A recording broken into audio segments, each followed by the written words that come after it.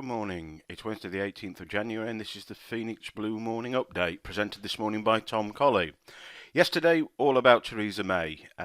We'll go on to that in a minute. I'm sure most of you certainly saw the reaction to the speech, even if, in terms of the reaction in the markets, even if you didn't see the speech itself. But let's just have a look at the other news items from yesterday and what we've got to be wary of today. Yesterday, early 9:30 in the morning, we had the pound CPI year on year up at 1.6%. Obviously, the pound was waiting for the May speech that came at 11:45. We're going to talk about that in a second. We had GDT, which is the dairy price index for the Kiwi, with some positive figures. And then we had Treasury Secretary, or should we say, leaving or retiring, I don't know what the word is, but he's part of the Obama administration, the Treasury Secretary, Lou. We didn't see any reaction out of the markets from that particular event. Looking forward today, following the big move on the pound yesterday, it'll be interesting to see what sort of numbers we get out on average earnings and claimant count for the pound and how the market reacts to that. 1:30 we also have CPI and core CPI numbers out for the states, and then 3 o'clock we have the Bank of Canada rate statement and monetary policy, followed by the press conference. Expectation is that there will be no change in rate. Or certainly since Christmas, the Canadian dollar's shown some strength, driven partially by the weakness in that same period by the US dollar. So we're not expecting anything there, but obviously we'll be listening, or we're not expecting anything from the numbers, but we'll be listening to what, or reading what the statement says and listening to what's said at the press conference. 8 o'clock tonight, the Fed Chair Yellen speaks, always worth being aware of. As we know with these events, it doesn't always mean that she'll be talking about anything pertinent, but on the other hand, if you're not aware of it and she does, you can get caught on the wrong side of it. Then overnight, we've got the Aussie employment and unemployment rate. Okay, Theresa May, Brexit.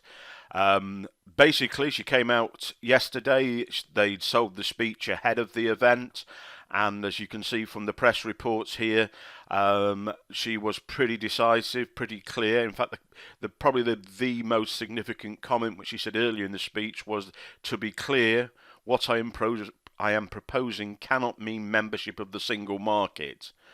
You can't be much clearer than that. Basically says that we need to negotiate, or the UK needs to negotiate new terms with its current partners in the EU. But she also underlined the fact that no deal is better than a bad deal. Which really is a saying that, we'll walk away, or the UK will walk away with no agreement, rather than an agreement which is going to be detrimental. Other things that she said, and probably one of the first things that moved the market, was early on in the speech she said we'll provide certainty whenever we can. Up to press, we've had absolutely no certainty whatsoever. The government has hidden behind they need to keep their hand hidden for the negotiation. That appears to have come to a great extent come out of the picture now. They've laid the cards on the table. However, detailed negotiations are undoubtedly going to be behind closed doors until such decisions are made. She also talked about phasing in the implementation once we leave the EU. And possibly one of the factors that's allowed her to do this is Donald Trump has clearly said that he'll prefer a quick trade agreement between the US and the UK as and when the UK leave the single market. So what did we see on the pound? Well, we saw the biggest single bullish move since the 2008 crisis. There we go, right up into this level here. Interestingly, still within this downward channel that we've got here, and the lower side of this channel actually extends right back into 2015. Really, potentially when the Tory government declared that there would post the election be a vote on Brexit. That's the Brexit vote. The actual night of the Brexit, when everybody, as you can see, the market had been rising overall.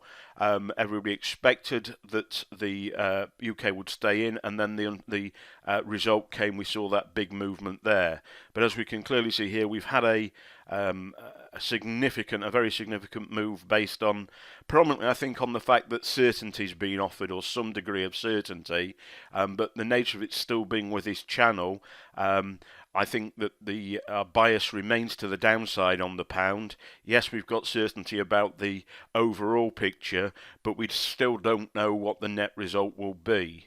I projected this A, B, C, D move down to here, 114 area, just to give me some sort of target or potential target if we get trades to the short side going forward. So in the short term, it would be interesting what we see, simply because we're at that zone there. So the certainty created positivity, but there's still a lot of uncertainty around. And potentially, as things proceed, we could get a negative picture as certain things aren't agreed or whatever.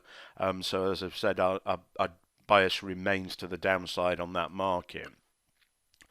Over on the dollar, we saw a big sell-off yesterday in the dollar. In fact, the sell-off really was overnight European time. This came about in conjunction with a interview that Donald Trump gave to, I think it was the New York Times, where he stated that he thought the dollar was overvalued, and one of the main causes of that was China, who artificially kept their currency low in order that they could support their manufacturing and export markets. So we've seen that move down to a level through here. Again, I've got a channel in here. I will not be bullish dollar again until we get a break above the confluence of that channel and the level through here. My bias remains long overall, but I do see the possibility of a further move down to the circa $199.80, $100 level here. So my trading will be cautious on that dollar strength until we see that level broken. Over on the yen, we naturally have seen yen strength on the back of the dollar weakness. I'm looking here. I've got the next level that I'd be interested in potentially trading is right down at 111.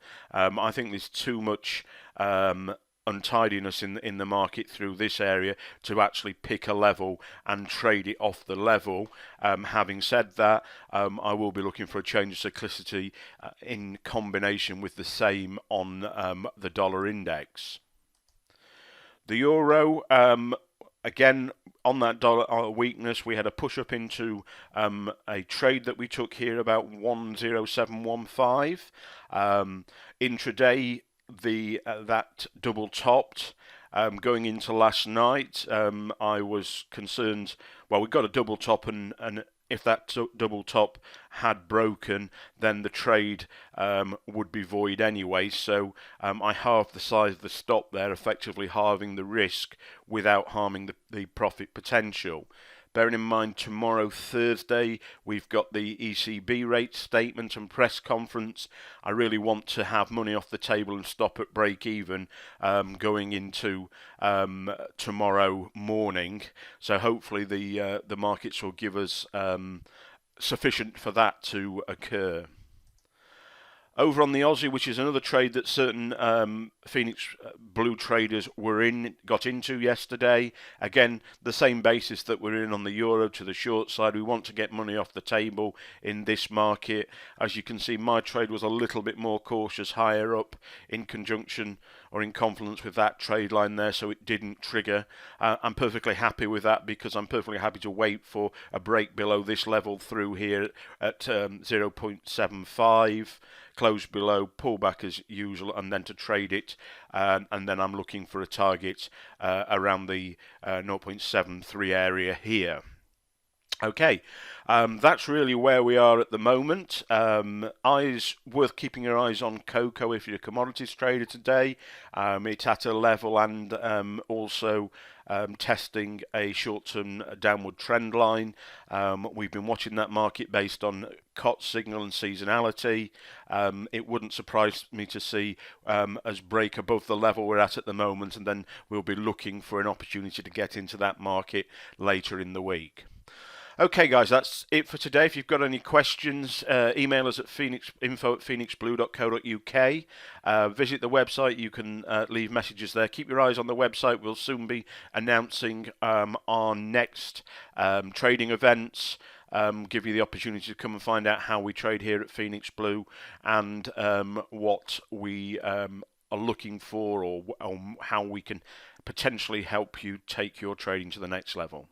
Thank you for listening, and we'll speak to you in the morning. Goodbye.